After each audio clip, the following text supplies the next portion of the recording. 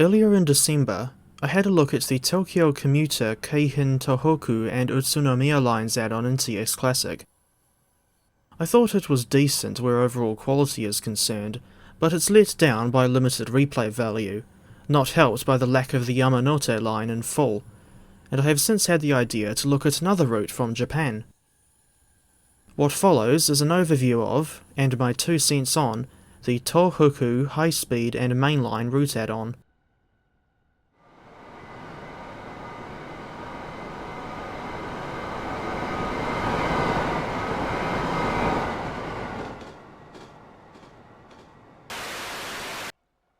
Like all the other Japanese routes in TS Classic, Tōhoku High Speed and Mainline was developed by Union Workshop. It was first released on Just Trains' website in November 2021, then it came to Steam in March 2022, and it's still available there almost 4 years later, albeit for $50 New Zealand dollars at full price. The add-on is noteworthy for including 2 distinctly different lines.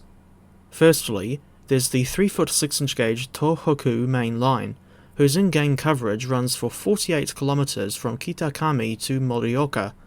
The full route runs for 575.7 kilometres from Tokyo Station to Morioka via Saitama, Utsunomiya, Fukushima, and Sendai.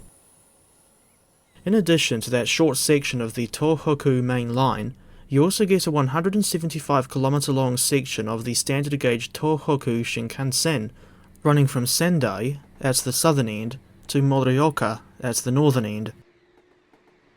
The full route runs for 674.9 km from Tokyo to Shin Amori.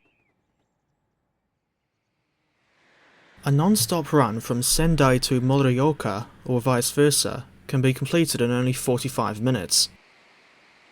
This is due to the train's top speed of 320 km per hour, which works out at a little over 5 km per minute.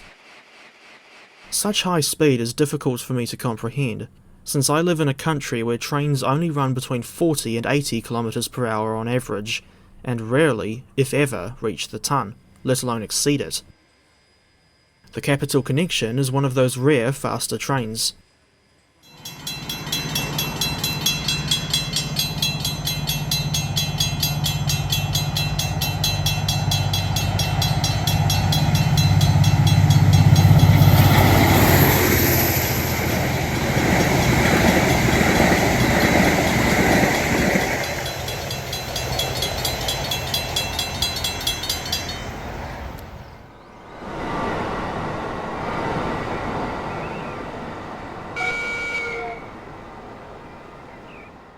Just for a laugh, here's Great Western Hall Class 460 number 4920 Dumbleton Hall running on the Shinkansen line.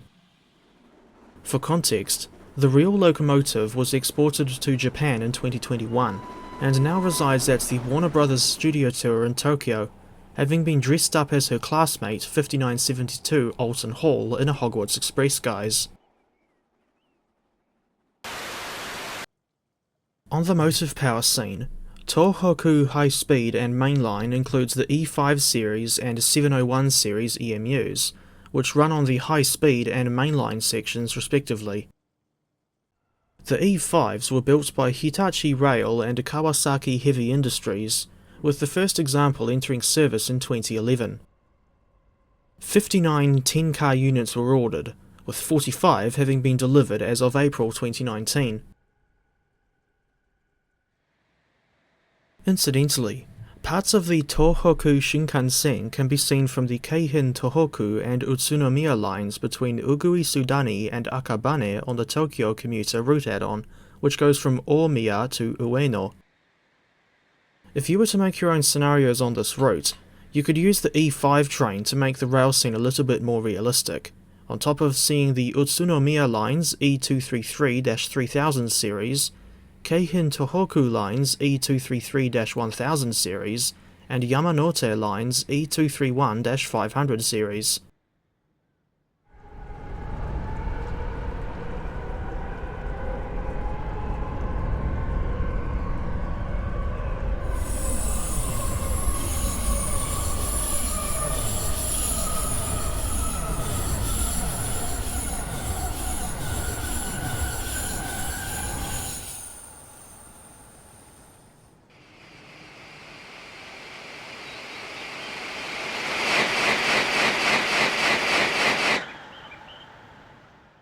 I don't have much to say about the modelling on the E5, aside from expressing astonishment at the streamlined front end and its insanely stretched out nose. It's a massive contrast from the simple rounded nose of the original Zero series of 1964. Elsewhere on the train, I also noticed these bizarre fairings on either side of the pantograph, and I can't help thinking that, when compared to photographs of the real thing, there's something off about the shade of what I think is turquoise on the in-game model. Now we come to the 701 series, more specifically, the two-car 701-1000 variant. These were built by Kawasaki Heavy Industries in 1994 and 1995, and the add-ons manual states that these trains run all Tohoku Mainline services between Ichinoseki and Morioka. This unit in TS Classic is supplied in two liveries, one for units based at Sendai depot, and the other for units based at Morioka depot, but the former does not appear in the default scenarios. Unfortunately, the 4-car variant of this train is not included. On first impression, I was intrigued by the 701-1000 series design. The front end reminds me of the Class 150/2 Sprinter, while the cab layout is reminiscent of the Tyne-and-Wear Metro Class 994, another train whose cab is off to one side in a small cubicle. As for the 701-1000 series' all longitudinal seating layout, that reminds me of yet another British train. In this case, I'm thinking of the Class 378, and by extension, the Class 710.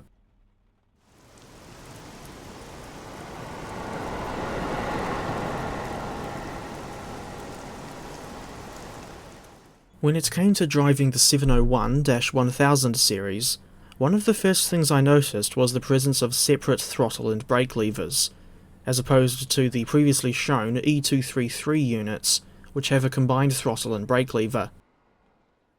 The 701-1000 series has a decent sound set, at least where the traction motors and brakes are concerned. The door chimes are too quiet, and I think the horn sounds really weird, with a horrible loop that could rival what's heard on the Alco DL109 from DTM.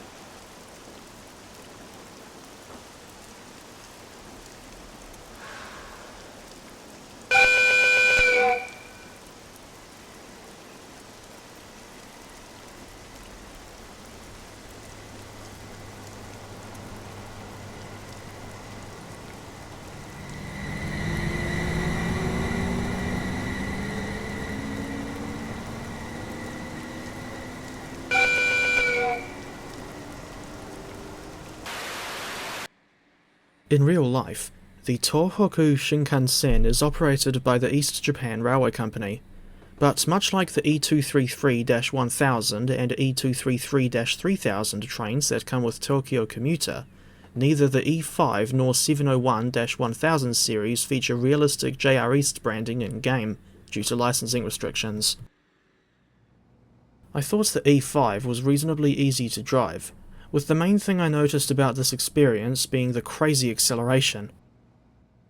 I cannot verify the accuracy of this train's physics, and sounds for that matter, due to complete lack of familiarity with the real thing.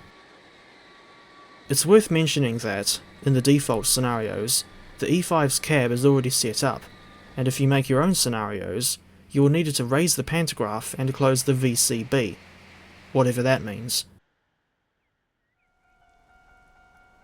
There are 11 career mode scenarios included with this route. That's 5 for the 701-1000 series and 6 for the E5, although none of the 701's scenarios are set in daytime and clear weather. Upon reading through the manual, I was surprised to see that Union Workshop has provided 2017-era timetables for both the Tohoku Mainline and Shinkansen services, which you can use as reference if you're making your own scenarios. Whilst exploring the route, I noticed that there are stop markers for specific train lengths on both the Tohoku Mainline and Shinkansen.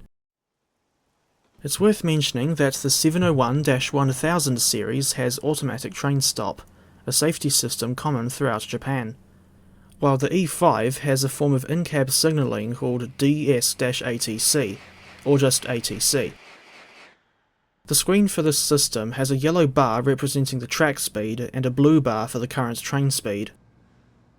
More details on how ATS and ATC work can be found in the manual. One of the Shinkansen services on this route is known as Hayabusa, a name I recognise primarily because that was the ring name of a Japanese wrestler who suffered a nasty injury in the ring back in 2001. Ironically, I'm not a fan of wrestling, but out of sheer curiosity, I was watching another YouTuber talking about the subject. Anyway, the Hayabusa trains run non-stop between Sendai and Morioka, or call it the intermediate stations, which are Furukawa, Kurikoma Kogen, Ichinoseki, Mizusawa Esashi, Kitakami, and Shin Hanamaki. Similar to that one French high-speed route in Train Sim World, the Tōhoku Shinkansen has several tunnels, bridges, and steep gradients. That third one is hardly a problem for these trains given just how fast they're going.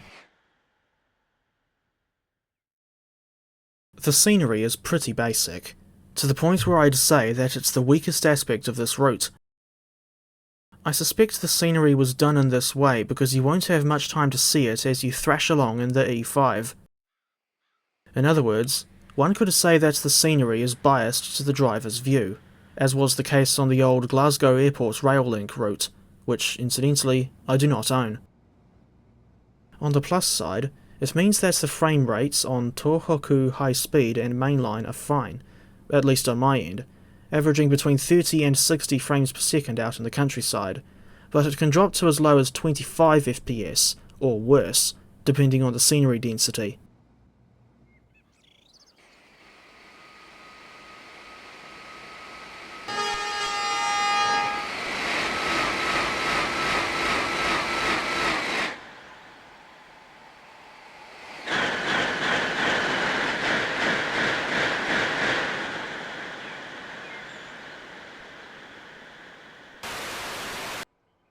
In closing, I think the Tōhoku High Speed and Mainline route is pretty average.